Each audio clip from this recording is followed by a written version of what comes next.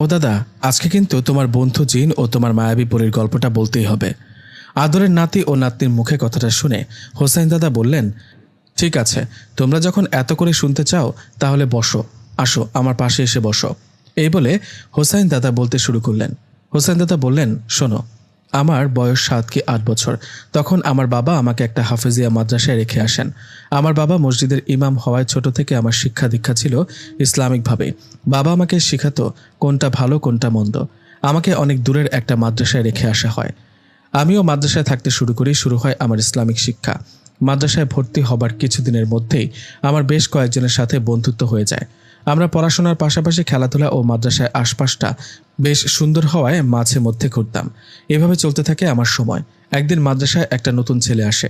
ছেলেটার নাম মোহাম্মদ সিরাজ। ছেলেটা আমাদের সাথে পড়তো। আমাদের ক্লাস শেষে বিকেলে যখন সবাই খেলাধুলা করতাম তখন দেখতাম ছেলেটা চুপ করে বসে আমাদের খেলা দেখছে। এভাবে একদিন, 2 দিন, 3 দিন চলে যাবার পর একদিন আমি সিরাজের কাছে যাই। সবাই তখন খেলা করছিল। আমি সিরাজের কাছে গিয়ে বলি, আসসালামু আলাইকুম, তোমার নাম কি সিরাজ? আমার কথায় সিরাজ জবাবে বললেন, ওয়ালাইকুম আসসালাম, হ্যাঁ আমার নাম মোহাম্মদ সিরাজ, তোমার নাম কি? সিরাজের কথায় আমি বললাম, আমার নাম মোহাম্মদ হোসাইন। আচ্ছা সিরাজ, আমরা রোজ বিকেলে খেলা করি, তুমি বসে বসে দেখো, তুমি আমাদের সাথে খেলো না কেন? সিরাজ বলল, আসলে আমি তো মাদ্রাসায় নতুন, কাউকে সেভাবে চিনি না, এছাড়াও আমার এসব তেমন ভালো লাগে না। সিরাজের এমন কথায় আমি জবাবে বললাম, খেলতে আবার কার না ভালো লাগে, চলো তুমি আমার সাথে খেলবে। কথাটা বলে সিরাজকে নিয়ে সেদিন খেলতে গেলাম। এভাবে বেশ কদিন চলে যাবার পর সিরাজ ও আমার মধ্যে বেশ ভালো একটা সম্পর্ক হয়। আমরা দুজনেই মাদ্রাসায় পড়াশোনার পাশাপাশি একসাথে খেলা করতাম। দুজনেই বাড়ি দূরে হওয়ায় আমাদের থাকতে হতো মাদ্রাসায়। আমরা দুজনেই রাতে পাশাপাশি ঘুমাতাম অন্য বাচ্চাদের সাথে। এভাবে চলতে থাকে দিন। মাঝে মধ্যে আমার পরিবার থেকে বাবা যেতেন আমার সাথে দেখা করতে। সিরাজের বাবাও আসতো দেখা করতে। এভাবে কেটে যায় আরও 10টা বছর। এই 10 বছরে সবকিছু নর্মালি ছিল।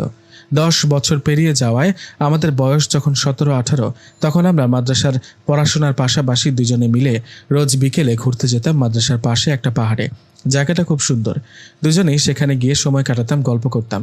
একদিন সিরাজ বড় হুজুরের কাছে ছুটি নিয়ে বাড়িতে চলে যান। আমি ওকে জিজ্ঞেস করায় ও আমাকে বলেছিল বাবা অসুস্থ, 2-1 দিন থেকে চলে আসবো।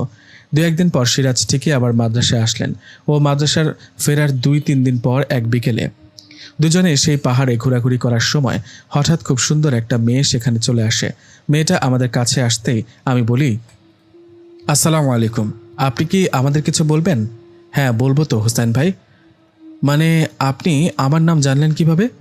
আমার কথায় পেছন থেকে সিরাজ হাসতে হাসতে বলল, আরে বোকা, ও আমার বোন, ওর নাম নূর। সিরাজের কথায় ওর বোনের দিকে তাকিয়ে বললাম, বোন? তোর বোন এখানে আসলো কিভাবে? আমাদের মাদ্রাসার পাশে যে মহিলা মাদ্রাসাটা আছে না, ও সেখানেই মাওলানা লাইনে পড়াশোনা করছে। আমি ওকে বলছি তুই আর আমি দুজনেই এখানে ঘুরতে আসি, তাই ও আসছে তোর আর আমার সাথে দেখা করতে। সিরাজের কথায় আমি নূরকে বললাম, কেমন আছো নূর? জি আলহামদুলিল্লাহ ভালো। আপনি কেমন আছেন? জি আলহামদুলিল্লাহ ভালো। এই বলে তিনজনই মিলে সেই বিকালটা আড্ডা দিলাম।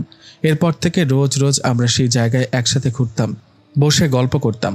একবার হয় কি, এক রাতে আমাদের মাদ্রাসার এক ছাত্রকে জেনে ধরে। ছেলেটা কেমন করছিল আর ভয়ঙ্কর অদ্ভুত আওয়াজ করছিল। ছেলেটার এমন আচরণে আমাদের বড় হুজুর দোয়া কালাম পড়ে সে ছেলেটাকে ঝাড়ফুঁক দিচ্ছেন, কিন্তু ছেলেটার কোনো উপকার হচ্ছে না। এমন অবস্থায় সে ছেলেটার দিকে এগিয়ে যায় সিরাজ। সিরাজ ছেলেটার কাছে গিয়ে কি জানি পড়ে ফু দেওয়ার সাথে সাথে ছেলেটা সুস্থ হয়ে যায়। ছেলেটাকে সুস্থ হওয়ায় সবাই সিরাজের অনেক সুনাম করতে থাকে। এদিকে আমি সিরাজের কাছে গিয়ে বলি, কিরে তুই কি কবিরাজ নাকি? বড় হুজুর তো পারলো না, তুই কেমনে পারলি? আরে আমি দোয়া পড়ে ফোন দিয়েছি, কাজ হয়ে গেছে, এসব বাদ দে তো। সিরাজের কথায় আমিও আর কথা বাড়ালাম না। ভাবলাম এরকম তো হয়, স্বাভাবিক ব্যাপার।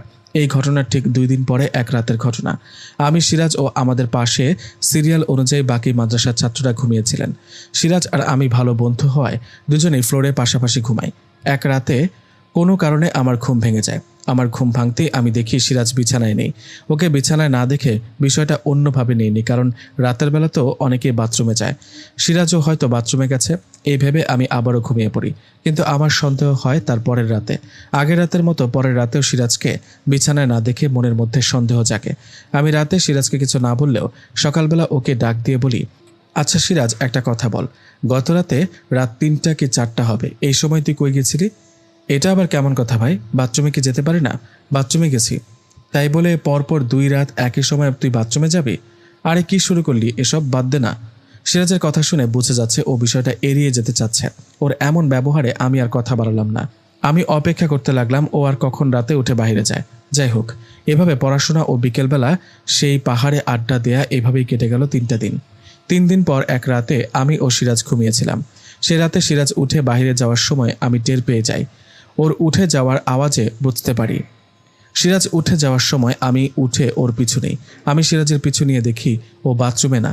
সিরাজ উঠে সোজা চলে গেল আমাদের মাদ্রাসার পিছনে একটা কাঁঠাল গাছের নিচে।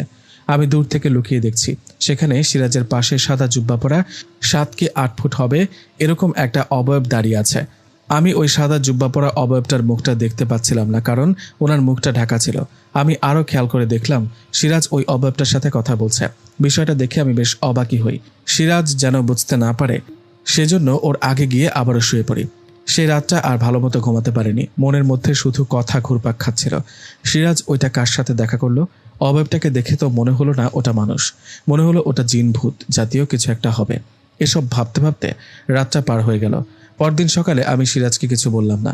সকালে মাদ্রাসার ক্লাস ও দুপুরে খাবার পর একটু রেস্ট, তারপর আবার ক্লাস। এভাবে সকাল ও দুপুরটা পার করে বিকেলে ফ্রি সময় আমি সিরাজকে নিয়ে সেই পাহাড়ে যাই যেখানে আমরা দুজন রোজ রোজ ঘুরতে যাই। ওখানে যাবার পর আমি সিরাজকে বলি, সিরাজ শোন, তোকে কিছু বলার আছে, তুই কিন্তু মিথ্যা বলি।